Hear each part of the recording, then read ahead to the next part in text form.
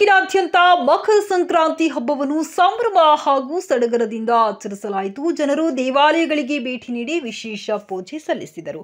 ಮಾಜಿ ಶಾಸಕರಾದ ಎಚ್.ಪಿ. ಮಂಜುನಾಥ್, ಹುಣಸೂರು ನಗರದ ಶ್ರೀ ಸಾಯಿಬಾಬಾ ಮಂದಿರ, ಗಣೇಶಗುಡಿ ಬೀದಿಯ ಶ್ರೀರಾಮ ಮಂದಿರ, ನಡುಬೀದಿಯ ಶ್ರೀ ಕೊಲನೂರು ಮಾರಮ್ಮ ದೇವಾಲಯ ಹಾಗೂ ಕನ್ನಿಕಾ ಪರಮೇಶ್ವರಿ ದೇವಾಲಯಕ್ಕೆ ಭೇಟಿ ನೀಡಿ ವಿಶೇಷ ಪೂಜೆ ಸಲ್ಲಿಸಿದರು.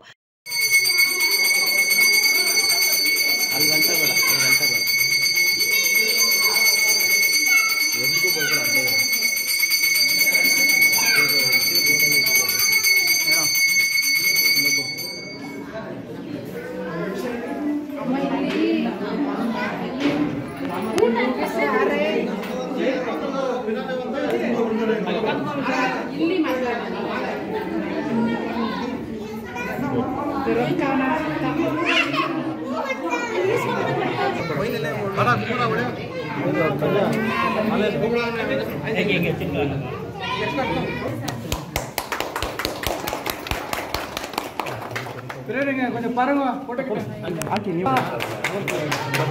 Double double